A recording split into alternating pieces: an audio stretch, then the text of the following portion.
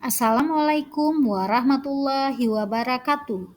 Salam dan bahagia Bapak Ibu Guru Penggerak.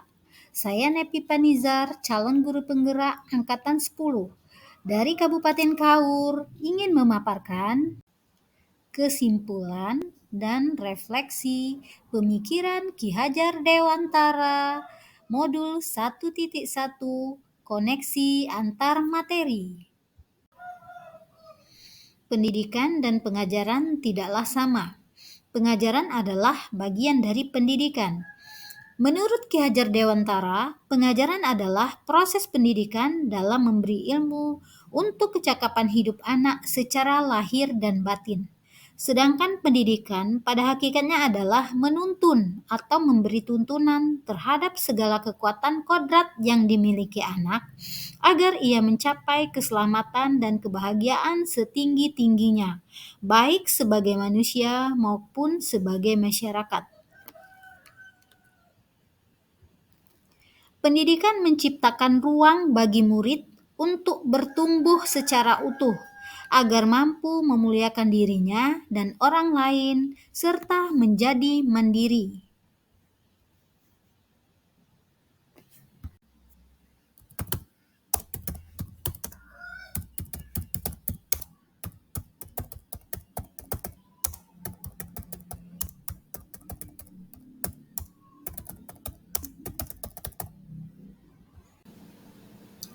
Sebelum mempelajari modul 1.1 tentang pemikiran Bapak Ki Hajar Dewantara, pembelajaran yang saya lakukan hanya sebatas transfer materi saja. Saya menganggap ketuntasan dalam penyampaian materi lebih penting daripada memahami karakteristik murid. Biasanya saya hanya melihat nilai dari aspek kognitif saja. Misalnya saat mereka mengerjakan tugas atau ulangan harian. Jika nilai murid sudah mencapai KKM, saya beranggapan bahwa pembelajaran sudah berhasil, serta murid hanya sebagai objek pembelajaran saja, sehingga pembelajaran terpusat pada guru. Atau dengan istilah lain, teacher center.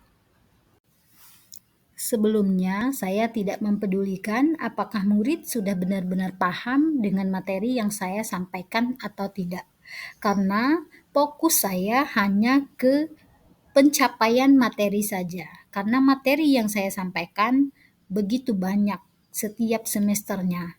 Jadi saya hanya meminta siswa menghafal materi saja, tanpa mempedulikan ketercapaian materi.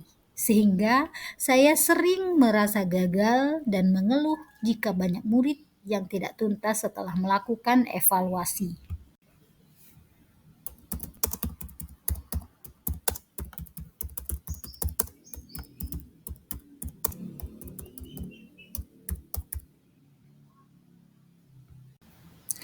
Namun setelah saya mempelajari modul 1.1 tentang pemikiran Ki Hajar Dewantara ini, saya menyadari bahwa apa yang saya pikirkan dan saya lakukan selama ini tidaklah tepat.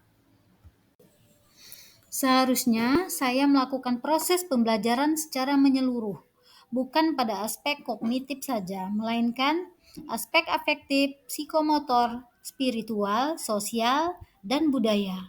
Murid bukan sebagai objek pembelajaran, melainkan murid adalah subjek pembelajaran. Artinya, murid mendapatkan kebebasan berekspresi, mengemukakan pendapat, dan berkreasi sesuai dengan model dan metode pembelajaran. Guru sebagai fasilitator dalam pembelajaran. Guru pun harus ikhlas, penuh kesabaran dengan segala ketulusan hati, agar tercipta pembelajaran yang menyenangkan dan terpusat pada murid. Selain itu, saya harus mempelajari karakteristik murid, karena setiap anak dilahirkan unik, dengan kelebihan dan kekurangannya masing-masing. Saya harus menghargai karakteristik murid, berikan kesempatan untuk mereka tumbuh sesuai dengan kodratnya.